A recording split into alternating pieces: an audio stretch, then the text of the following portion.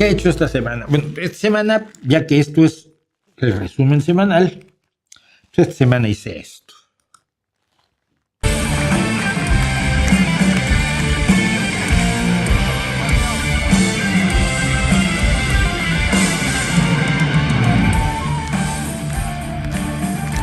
Esta semana estuve con Mago de Oz, pasándolo como Dios.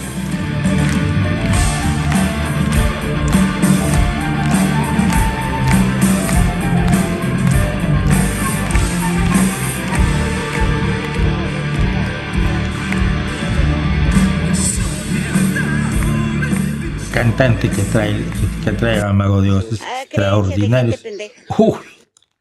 No era esto. El cantante, que trae Mago de Oz hoy, el tipo es absolutamente impresionante.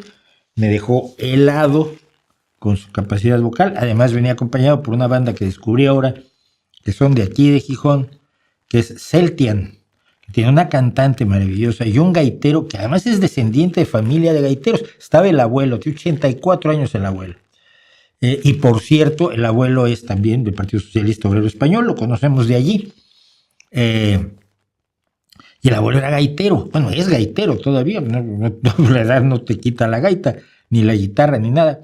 Y entonces el nieto es gaitero, pero el nieto es gaitero en una banda de heavy, que es Celtian, que es una onda de rock pesado, metal con folk, lo cual queda muy bien siempre, ¿no? A mí me gusta muchísimo y por eso soy fan del punk celta.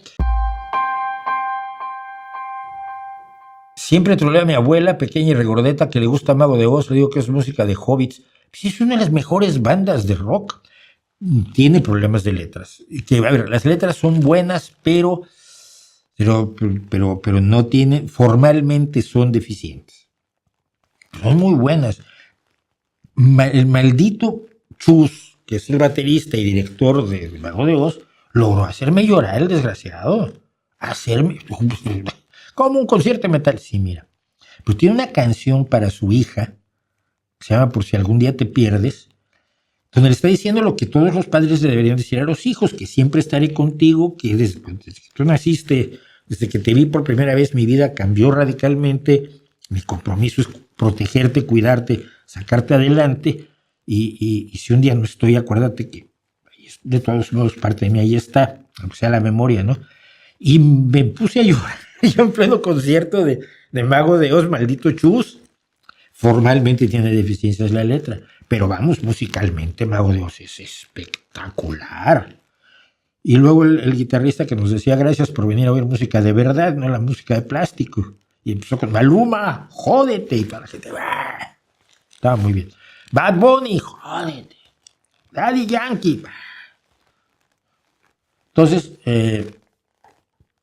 Mago de Oz es uno de los grandes grupos, además que es un grupo que fomenta el ateísmo, el descreimiento y la crítica a la religión como pocos grupos se atreven a hacerlo.